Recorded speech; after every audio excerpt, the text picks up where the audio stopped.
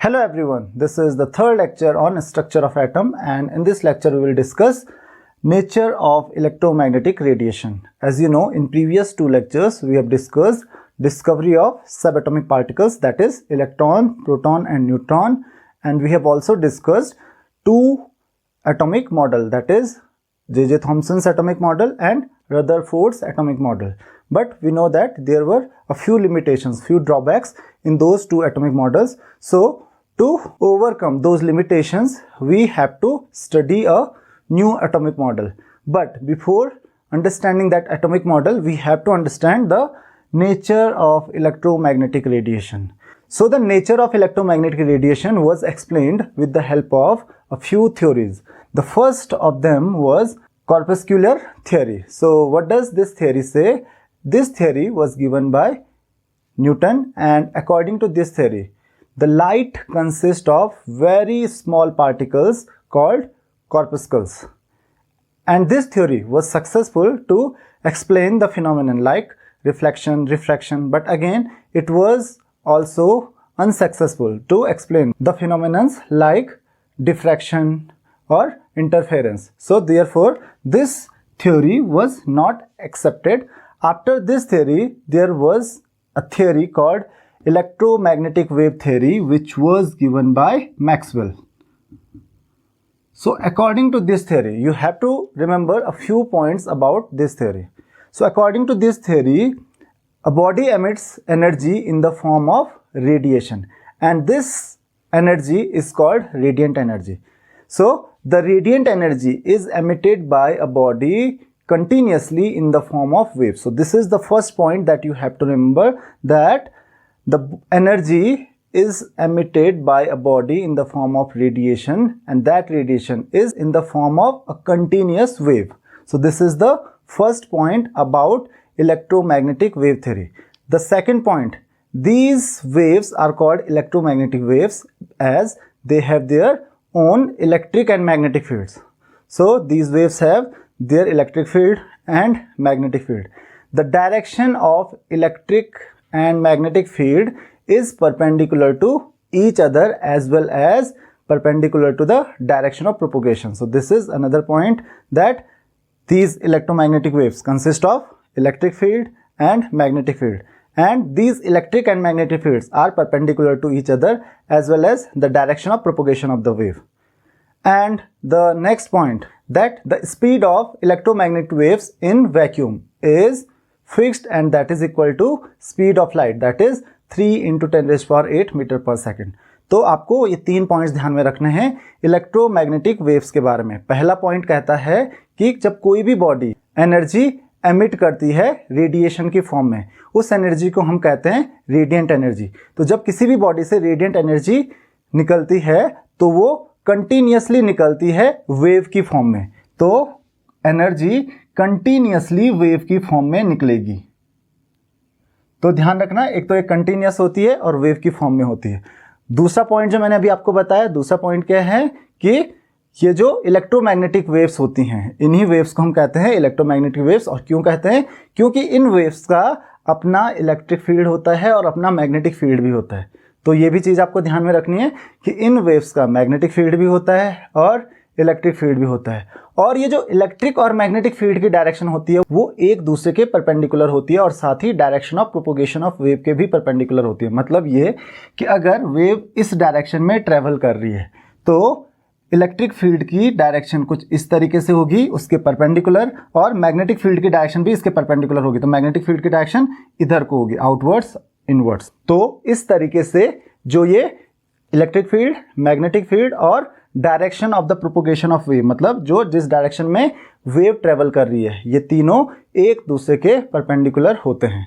अब जो तीसरा पॉइंट है वो ये है कि जो स्पीड होती है इलेक्ट्रोमैग्नेटिक वेव्स की वो फिक्स होती है, that is equal to 3 × 10⁸ metre per second. वो किसके इक्वल होती है? स्पीड ऑफ लाइट के. तो लाइट भी क्या है? एक इलेक्ट्रोमैग्नेटिक वेव्स है. तो ये आपको कुछ पॉइंट्स हैं इलेक्ट्रोमैग्नेटिक वेव थ्योरी के बारे में जो आपको ध्यान में रखना है. अब बात आती है इन वेव्स की कुछ कैरेक्टरिस्टिक्स, क्योंकि इलेक्ट्रोमैग्नेटिक वेव थ्योरी के अकॉर्डिंग जो ये रेडिएंट एनर्जी है, मतलब ये जो इलेक्ट्रोमैग्नेटिक रेडिएशन है, इसी को हम क्या कहते हैं, इलेक्ट्रोमैग्नेटिक रेडिएशन कहते हैं। ये किस फॉर्म में ट्रेवल करता है, ये ट्रेवल करता है in the form of wave. तो अगर ये वेव की फॉर्म में ट्रेवल कर रहा है तो इन वेव्स की अपनी कैरेक्टरिस्टिक्स होंगी, जो वेव्स की कैरेक्टरिस्टिक्स होंगी वो इनमें भी कैरेक्टरिस्टिक्स होंगी, जैसे वेवलेंथ। तो आपको पता है कि अगर वेव की फॉर्म में ये ट्रेवल कर रहा है, what is wavelength? Wavelength is the distance between two consecutive crest और the distance between two consecutive troughs. So this is represented by lambda. तो दो कंसेक्यूटिव क्रेस्ट, आपको पता है जो टॉप मोस्ट पॉइंट होता है this is called crest, bottom point is called trough. तो ये इसको आप लैम्डा बोल सकते हो, दैट इज वेवलेंथ, और इसको आप लैम्डा बोल सकते हो, दोनों सेम है, तो इसको हम कहते हैं वेवलेंथ। तो वेवलेंथ के बारे में आप पहले से ही जानते हैं। दूसरा है फ्रीक्वेंसी। तो फ्रीक्वेंसी क्या होती है? The number of waves passing through a given point in 1 unit time is known as frequency.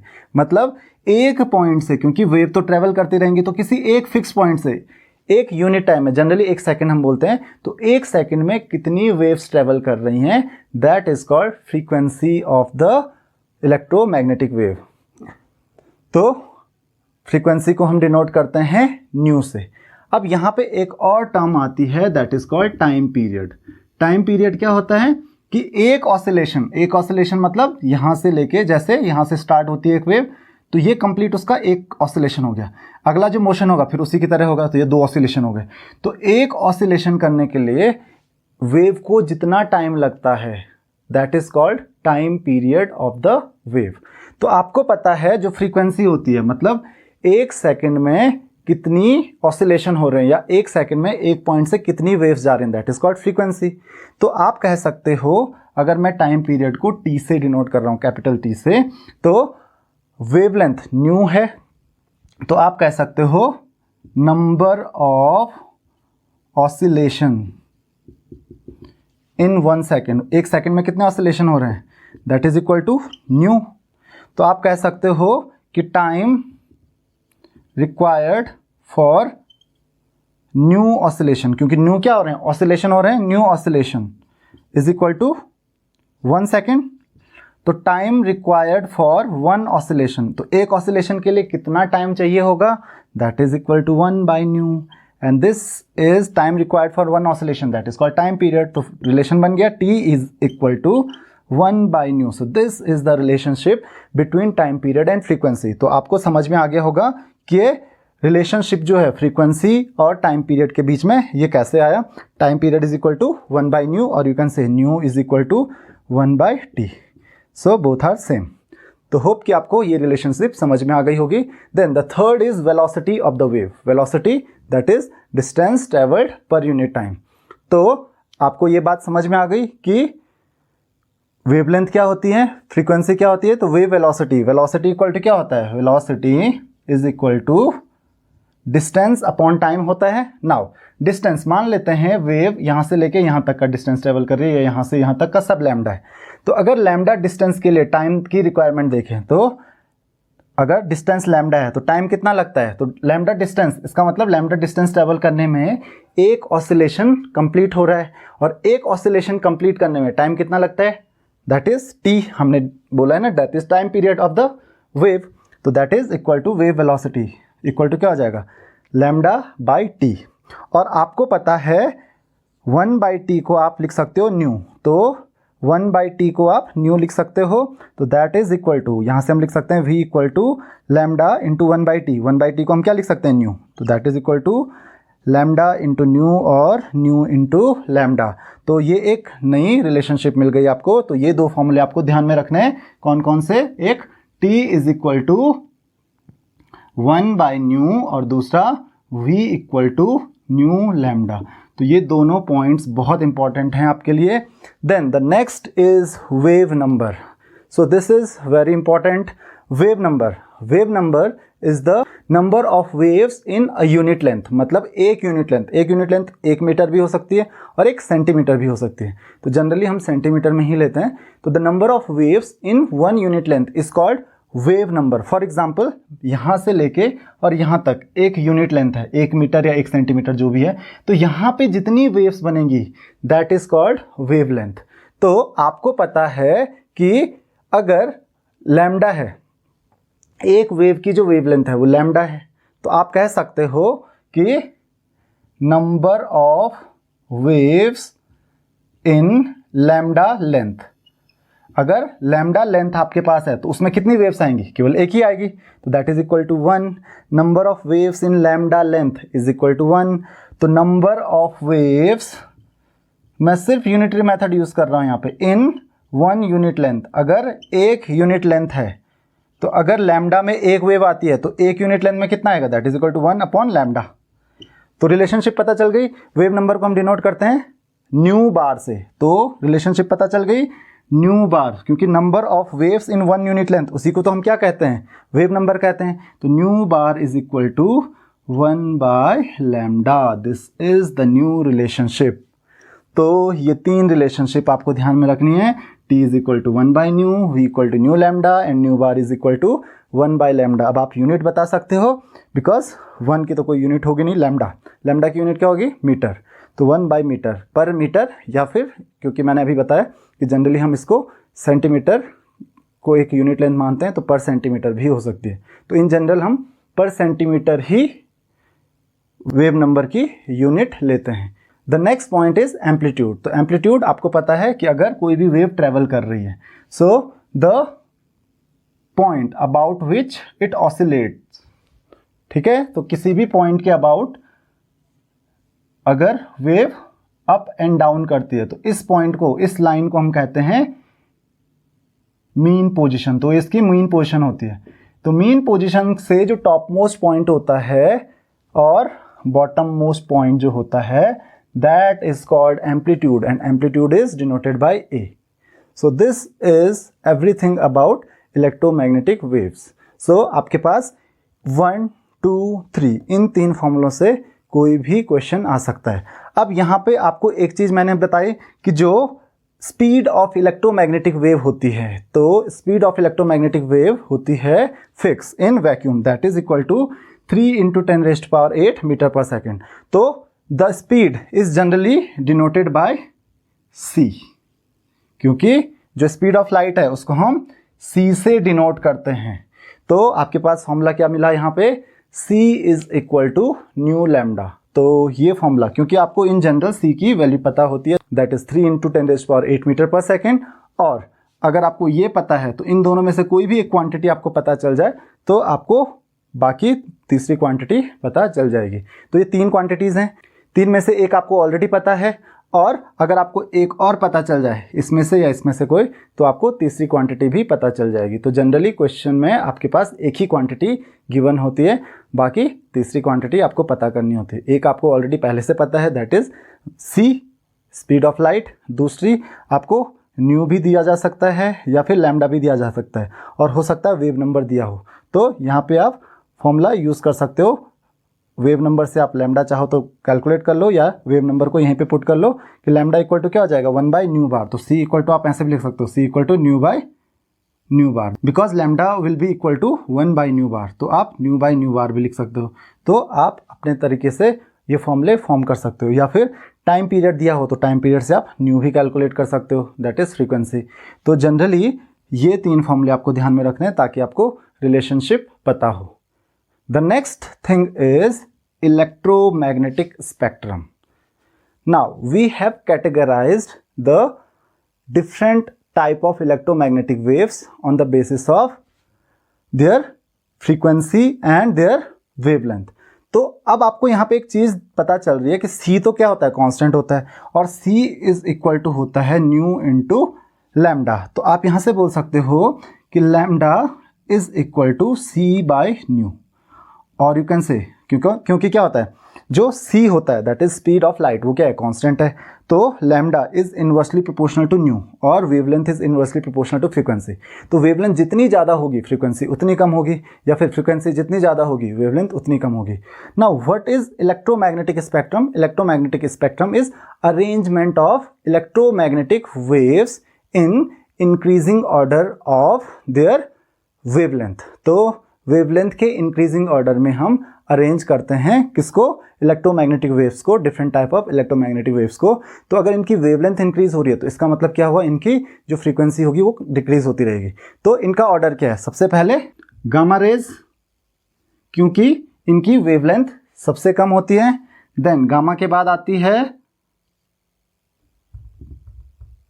X rays, then ultraviolet radiation, then इसके बाद आता है विजिबल रेडिएशन और विजिबल रेज, जिसको आप देख सकते हो। Then after this you will get infrared radiation, infrared. Then infrared के बाद आता है microwaves and then radio waves. So these are different type of waves: X-rays, gamma rays, X-rays, ultraviolet, visible, infrared, microwave और in the end radio waves. तो ये this is the increasing order of wavelength.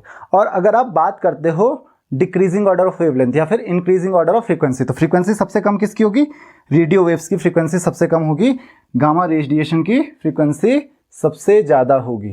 तो this is the arrangement of different electromagnetic radiation according to their wavelength, and this arrangement, this is called electromagnetic spectrum. अब आपको पता है कि जितना भी इलेक्ट्रोमैग्नेटिक रेडिएशन होता है, human I can detect only visible radiation. जो ये विजिबल रेडिएशन होता है हम केवल उसी को अपनी आइज से डिटेक्ट कर सकते हैं, बाकी अल्ट्रावायलेट से लेकर गामा रेज तक या फिर इंफ्रारेड से लेकर जो रेडियो वेव्स तक, इनमें से हम किसी को भी डिटेक्ट नहीं कर सकते हैं। अब नई थियरी आती है, the next theory is Planck's quantum theory.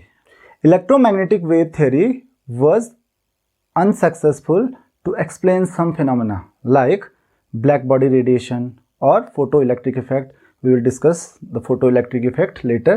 तो कुछ फिनोमेना ऐसे थे जिनको इलेक्ट्रोमैग्नेटिक वेव थ्योरी की हेल्प से हम एक्सप्लेन नहीं कर सकते हैं, और उनको एक्सप्लेन करने के लिए हमारे पास नई थ्योरी आई, that is Planck's quantum theory.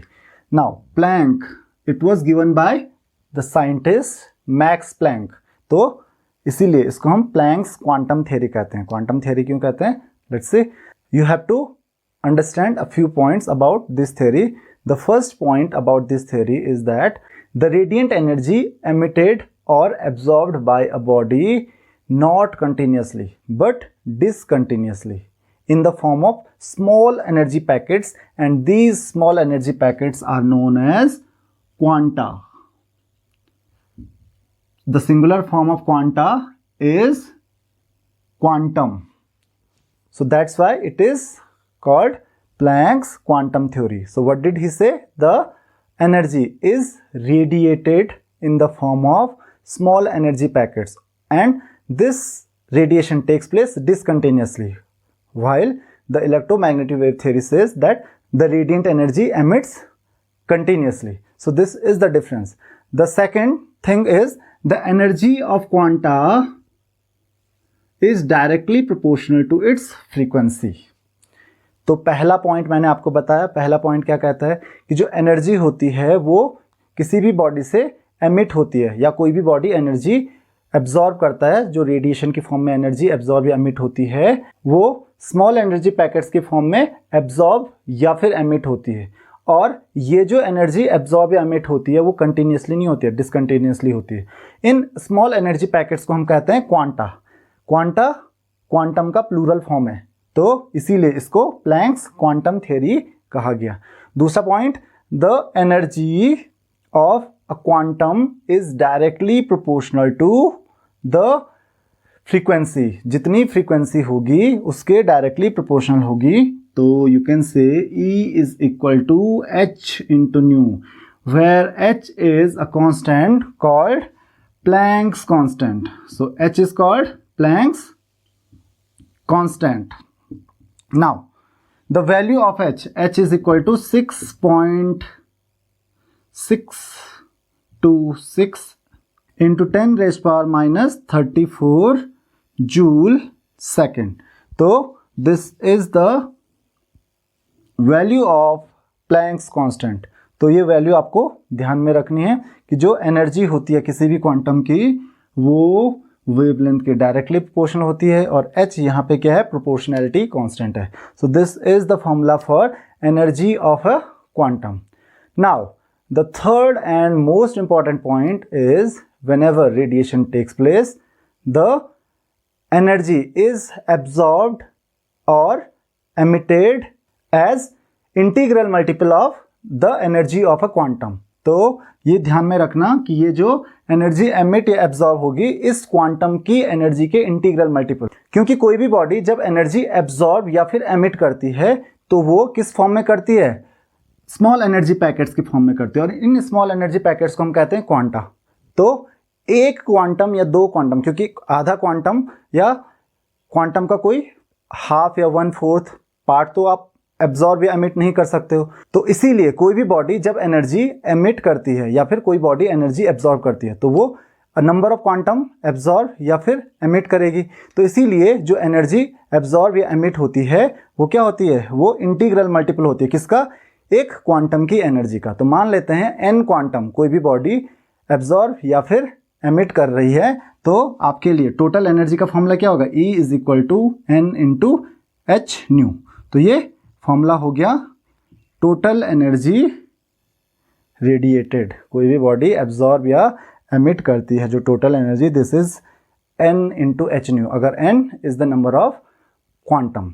अब अगर ये क्वांटम लाइट के होते हैं then these are called photons. In case of light इनको हम कहते हैं फोटॉन्स। तो इन क्वांटम को हम लाइट के जो क्वांटम होते हैं, क्योंकि आपको पता है लाइट क्या है, इलेक्ट्रोमैग्नेटिक रेडिएशन है, तो इसके लिए हम क्वांटम वर्ड नहीं यूज़ करते हैं इन जनरल, क्वांटम तो कहते ही हैं इनको, बट इनके लिए जो ज़्यादातर टर्म यूज़ होती है वो होती है फोटॉन्स। तो these are also called photons. तो आप अगर नंबर ऑफ फोटॉन्स कैलकुलेट करना चाहते हो तो इस फॉर्मूले से आप नंबर ऑफ फोटॉन्स भी कैलकुलेट कर सकते हो अगर आपको एनर्जी पता है और फ्रीक्वेंसी पता है तो। So this is the Planck's quantum theory. The next topic is photoelectric effect. So as we know that the electromagnetic wave theory was not able to explain photoelectric effect. So let's see what is the photoelectric effect. Whenever a beam of light having sufficient energy falls on the surface of a metal, electrons are ejected from this metal surface. This phenomenon is called photoelectric effect. तो अगर एक light beam, कोई भी light beam आप किसी metal surface पे strike करते हो या कोई किसी भी मेटल सरफेस पे कोई भी लाइट की बीम पड़ती है, तो उसकी वजह से जो इलेक्ट्रॉन्स होंगे इस मेटल सरफेस से वो क्या होंगे, इजेक्ट होने लगेंगे, और इसी प्रोसेस को, इसी फिनोमेनन को हम कहते हैं photoelectric effect. It was explained by Einstein and Einstein got Nobel Prize for photoelectric effect. तो अब इस photoelectric effect में क्या क्या पॉइंट्स हैं जो आपको ध्यान में रखने हैं, because the energy of the light beam should be sufficient, and you know that the energy of a light beam, because light beam it is electromagnetic radiation, so therefore the energy of light beam will depend on its frequency. You know that E = h × nu. So it means there should be some minimum frequency which is required for photoelectric effect. So the minimum frequency that is required to eject an electron from the metal surface is known as threshold frequency. Threshold frequency. So threshold frequency is denoted by nu naught. So nu naught, that is threshold frequency, is the minimum frequency which is required for photoelectric effect. If the frequency of the light is less than threshold frequency, the photoelectric effect cannot be observed. तो ये चीज़ आपको ध्यान में रखनी है कि कुछ minimum frequency चाहिए होगी, क्योंकि एनर्जी किस पे डिपेंड करती है, फ्रीक्वेंसी पे, तो कुछ मिनिमम एनर्जी भी चाहिए होगी। तो मिनिमम फ्रीक्वेंसी जितनी चाहिए इस फ्रीक्वेंसी को हम कहते हैं थ्रेशोल्ड फ्रीक्वेंसी। अगर इस लाइट की फ्रीक्वेंसी थ्रेशोल्ड फ्रीक्वेंसी से कम है तो ये इलेक्ट्रॉन इजेक्ट नहीं होगा मेटल सरफेस पे, वो इलेक्ट्रॉन वहीं रहेंगे. Then the minimum amount of energy which is required to eject an electron is known as work function, is known as work function. So work function is equal to h into nu naught, क्योंकि minimum frequency इतनी होगी, that is nu naught, and minimum energy that will be h into nu naught, क्योंकि energy का formula क्या होता है, h into nu naught. So work function is the minimum amount of energy required to eject an electron from the metal surface. तो hope कि आपको ये बात समझ में आ गई होगी. ये मिनिमम अमाउंट ऑफ एनर्जी है जितनी होनी चाहिए इस लाइट बीम में. अगर एनर्जी इससे कम हुई तो कोई फोटो इलेक्ट्रिक इफेक्ट आपको देखने को नहीं मिलेगा. अगर एनर्जी इससे ज़्यादा हुई तो क्या होगा, तो क्योंकि जो एनर्जी एब्जॉर्ब करता है कोई भी इलेक्ट्रॉन, जब ये लाइट मेटल सरफेस पे फॉल होगी तो जो इलेक्ट्रॉन्स होंगे मेटल सरफेस पे वो क्या करेंगे, वो इस एनर्जी को एब्जॉर्ब करेंगे.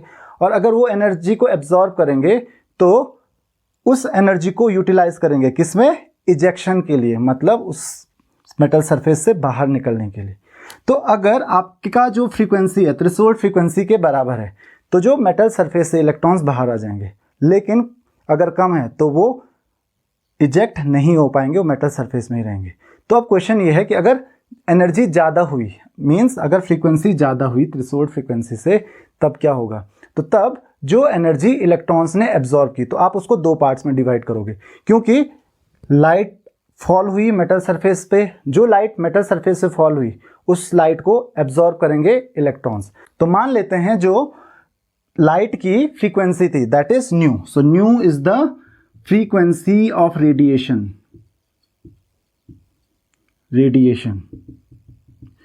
So this is the frequency of radiation. Now nu naught is called threshold frequency. So this is called threshold frequency. तो ये जो एनर्जी होगी that is nu naught. This is absorbed by electrons and electrons use some part of this energy to get ejected from the metal surface. तो total energy जो absorb की electrons ने that is h nu, और उसमें से कुछ energy उसने use कर ली किस चीज के लिए, इलेक्ट्रॉन को इजेक्ट करने के लिए, इजेक्ट होने के लिए कुछ एनर्जी यूज हो गई. लेकिन क्योंकि h nu is greater than h nu naught, तो बाकी एनर्जी का इलेक्ट्रॉन क्या करेगा, तो बाकी एनर्जी में की हेल्प से वो इलेक्ट्रॉन्स जो होगा वो मेटल सरफेस से दूर चला जाएगा. तो इसका मतलब बाकी की एनर्जी को किस चीज में यूज किया उसने, अपनी काइनेटिक एनर्जी में उसने कन्वर्ट कर दिया. तो that is equal to kinetic energy. तो this is the relationship h nu is the energy of the photon, जो फोटोन इलेक्ट्रॉन एब्जॉर्ब कर रहा है. क्योंकि जब भी मेटल सरफेस पे लाइट पड़ेगी, क्योंकि लाइट में क्या होंगे, फोटॉन्स होंगे, तो फोटोन को कौन एब्जॉर्ब करेगा, इलेक्ट्रॉन एब्जॉर्ब करेगा. तो अगर फोटोन को इलेक्ट्रॉन एब्जॉर्ब करेगा तो उसने कितनी एनर्जी एब्जॉर्ब की, इतनी. अब उसमें से इतनी एनर्जी उसने यूज कर ली किस चीज के लिए, this is called work function. तो वर्क फंक्शन क्या होता है कि जितनी एनर्जी वो यूज करता है किसके लिए, मेटल सरफेस से इजेक्ट होने के लिए. तो इतनी एनर्जी उसने मेटल सरफेस से बाहर निकलने में यूज कर दी. बाकी की जो एनर्जी बच गई, बाकी की एनर्जी किस में कन्वर्ट हो जाएगी, काइनेटिक एनर्जी में. तो इलेक्ट्रॉन की जो काइनेटिक एनर्जी होगी प्लस जो वर्क फंक्शन होगा, जो उसने एनर्जी लगाई किस चीज के लिए, मेटल सरफेस से बाहर निकलने के लिए, वो टोटल कहां से मिली उसको, यहां से. तो ये जो एनर्जी उसको मिली लाइट से that is equal to work function plus kinetic energy. तो होप कि ये बात आपको समझ में आ गई होगी. नाउ काइनेटिक एनर्जी का फॉर्मूला आपको पता है, kinetic energy is equal to half mv square. So use this formula. So h nu is equal to h nu naught plus half mv square. So from this you can calculate the velocity of the electron. कैसे, half mv square is equal to h nu minus h nu naught, or you can say mv square is equal to h common, or you can multiply to this side, nu minus nu naught, or v square, this is v velocity, is equal to 2h into nu minus nu naught, and if you want to calculate v by m. So that is equal to 2h nu minus nu naught by m square root. So this is the formula for the velocity of electron. अगर आपको electron की velocity calculate करनी है तो आप यहाँ से calculate कर सकते हो. आपको इलेक्ट्रॉन की वेलोसिटी पता है तो आपको इलेक्ट्रॉन की काइनेटिक एनर्जी पता है. तो ये रिलेशनशिप है किसके बीच में, जो लाइट इंसिडेंट होती है किसी भी मेटल सरफेस पे और इलेक्ट्रॉन की वेलोसिटी या इलेक्ट्रॉन की काइनेटिक एनर्जी जो होती है. अब आपके पास क्वेश्चन ये आता है कि एच न्यू नॉट में न्यू नॉट किसकी फ्रीक्वेंसी होती है. तो न्यू नॉट किसी की फ्रीक्वेंसी नहीं होती है. न्यू नॉट उतनी फ्रीक्वेंसी होती है जितनी उसको मिनिमम चाहिए होगी. तो मान लेते हैं इस लाइट की फ्रीक्वेंसी जो है वो है 10⁻15 हर्ट्ज सपोज, और इसको मिनिमम फ्रीक्वेंसी चाहिए दैट इज 1.5 इंटू 10⁻14 हर्ट्ज.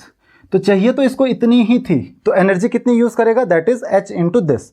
और बाकी की जो एनर्जी होगी, क्योंकि एक्चुअल फ्रीक्वेंसी तो ये है और जो फ्रीक्वेंसी उसको चाहिए थी वो इतनी है, तो ये फ्रीक्वेंसी जितनी उसको इलेक्ट्रॉन्स को बाहर निकालने के लिए चाहिए होती है, इजेक्ट करने के लिए चाहिए होती है, ये वो फ्रीक्वेंसी है. ये किसी की फ्रीक्वेंसी है नहीं, किसी भी लाइट की ये फ्रीक्वेंसी नहीं है. हाँ, अगर इसी के बराबर फ्रीक्वेंसी होती तो वो जस्ट इजेक्ट होता और उसकी वेलोसिटी 0 होती, तब H nu will be equal to H nu naught. अगर जो फ्रीक्वेंसी है किसकी, थ्रेशोल्ड फ्रीक्वेंसी के बराबर है इस लाइट की, तो तब H nu is equal to H nu naught हो जाता और वहाँ से फिर काइनेटिक एनर्जी 0 हो जाती. तो hope you have understood this point. तो एक और चीज़ आपको ध्यान में रखनी है कि जब भी ये लाइट इंसिडेंट होती है किसी भी मेटल सरफेस पे, अगर आप लाइट की फ्रीक्वेंसी इंक्रीज करते हो तो उसकी वजह से इंक्रीज होती है velocity of the electron. Number of electrons ज़्यादा नहीं इजेक्ट होते हैं, वेलोसिटी इंक्रीज होती है. और अगर आप लाइट की इंटेंसिटी इंक्रीज करते हो तो लाइट की इंटेंसिटी इंक्रीज करने पे नंबर ऑफ इलेक्ट्रॉन्स जो इजेक्ट होते हैं वो इंक्रीज होते हैं, न कि वेलोसिटी. तो आपको यहीं से पता चल जाता है कि जो फोटोन है वो, क्योंकि एक इलेक्ट्रॉन एक फोटोन पर्टिकुलर फोटोन को एब्जॉर्ब कर रहा है और उसकी वजह से वो इलेक्ट्रॉन इजेक्ट हो रहा है. तो अगर फोटोन की एनर्जी ज़्यादा होगी, फोटोन की एनर्जी ज़्यादा क्यों होगी, अगर फ्रीक्वेंसी ज़्यादा होगी तो अगर फोटोन की एनर्जी ज़्यादा हुई तो उसकी वजह से इलेक्ट्रॉन्स को ज़्यादा एनर्जी मिलेगी और इलेक्ट्रॉन्स की काइनेटिक एनर्जी भी ज़्यादा होगी. लेकिन अगर आपने इंटेंसिटी इंक्रीज की लाइट की तो इंटेंसिटी इंक्रीज करने से ज़्यादा लाइट फॉल होगी सरफेस पे, उसकी फ्रीक्वेंसी इंक्रीज नहीं हुई है, इंटेंसिटी इंक्रीज हुई है. तो ज़्यादा लाइट फॉल होने की वजह से उसमें नंबर ऑफ फोटॉन्स भी ज़्यादा होंगे, तो फिर ज़्यादा इलेक्ट्रॉन्स उन फोटॉन्स को एब्जॉर्ब करेंगे और उसकी वजह से जो नंबर ऑफ इलेक्ट्रॉन्स इजेक्ट होंगे वो भी ज़्यादा होंगे. तो होप कि आपको फोटो इलेक्ट्रिक इफेक्ट के बारे में ये बात समझ में आ गई होगी कि ऐसा क्यों होता है. Let's see a few questions. A photon of wavelength 400 nanometre strikes a metal surface. The electrons are ejected with velocity 5.85 into 10⁵ meter per second. Calculate minimum energy required to remove an electron from metal surface. The minimum energy required to remove an electron from metal surface, इसको हम कहते हैं wave work function. तो हमको क्या calculate करना है, work function, that is H nu naught. तो आपको फॉर्मूला यूज करना है H nu is equal to H nu naught. तो इस एच न्यू नॉट को कभी कभी हम डब्ल्यू भी यूज कर सकते हैं, that is work function. So H nu naught plus kinetic energy that is half M V square. तो आपको पता है एच न्यू आपको पिछले जो आपकी थियरी थी that is electromagnetic wave theory, उसकी हेल्प से आपने कुछ फॉर्मूले डिराइव किए थे. वो थे C equal to nu into lambda, और you can say nu is equal to C by lambda because what is given to you, lambda. तो lambda is equal to 400 nanometre. इसको मीटर में आप कन्वर्ट कर सकते हो, दैट इज 400 इंटू 10⁻⁹ मीटर और 4 into 10⁻⁷ metre. ये क्या हो गया, लैम्डा हो गया. तो न्यू की जगह पे आप पुट कर सकते हो C बाई लैम्डा. तो equation will be H C by lambda, nu को आप C बाई लैम्डा लिख सकते हो, is equal to H nu. H nu is work function, तो वर्क फंक्शन को आप W से भी डिनोट कर सकते हो. तो आपको यही वर्क फंक्शन कैलकुलेट करना है. W plus half M, M is the mass. किसका मास, कौन इजेक्ट हो रहा है, electron. So mass of electron first video में हमने डिस्कस किया था, दैट इज 9.1 इंटू 10⁻31 kg। तो kg में मैंने यहाँ पे लिखा है, ग्राम में -28 होता है 10⁻28 इंटू v, वेलोसिटी भी आपको गिवन है, दैट इज 5.85 इंटू 10⁵ का whole square. So put the value of c, put the value of h। h की वैल्यू होती है 6.626 इंटू 10⁻34 इंटू c की वैल्यू भी आपको पता है 3 इंटू 10⁸ डिवाइडेड बाय लैम्डा की वैल्यू भी हमको पता है 4 इंटू 10⁻⁻7। इस पूरी टर्म्स को आप उधर लेके जा सकते हो, तो क्या आ जाएगा -½ ऑफ 9.1 इंटू 10⁻31 इंटू 5.85 इंटू 10⁵ का होल स्क्वायर इक्वल टू हो जाएगा W, that is work function. और इसको आप h न्यू से भी डिनोट करते हो, मैंने यहाँ से जस्ट W से डिनोट कर दिया उसको। तो दिस इज योर आंसर। तो आप मुझे वैल्यू बताइए इसकी कमेंट बॉक्स में कि क्या इसकी वैल्यू आ रही है। The next is a radiation has wavelength 4650 angstrom, calculate its wave number and frequency. तो वेवलेंथ आपको गिवन है, फ्रीक्वेंसी आपको कैलकुलेट करनी है, दैट इज न्यू। तो दूसरा क्वेश्चन हम यहीं पे सॉल्व कर लेते हैं। फ्रीक्वेंसी आपको कैलकुलेट करनी है, तो आपको पता है nu is equal to c by lambda, तो that will be equal to. तो सबसे पहले हम लैम्डा की बात करते हैं। तो लैम्डा की वैल्यू क्या दी है 4650 एंगस्ट्रॉम। तो 4650 को हम 4650 इंटू 10⁻⁻10, क्योंकि 1 angstrom is equal to 10⁻⁻10 metre, तो मीटर लैम्डा की वैल्यू हो जाएगी। तो लैम्डा आपको ये गिवन है, तो nu is equal to c 3 into 10⁸ divided by 4650 into 10⁻⁻10, that will be equal to, जो यूनिट होती है इसकी हर्ट्ज, कितना hertz, tell me the answer. And one more thing, that is calculate its wave number. तो wave number क्या होता है, wave number is equal to nu bar equal to क्या होता है 1 बाय लैम्डा।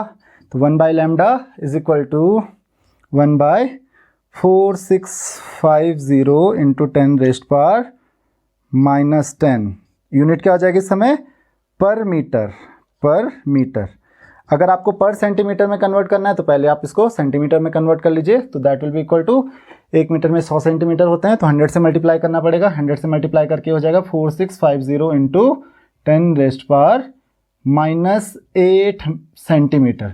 तो अगर पर सेंटीमीटर में लिखना है तो that will be equal to 1 by 4650 into 10⁻⁻8, तब आता है आंसर पर सेंटीमीटर में। तो दिस इज द सॉल्यूशन।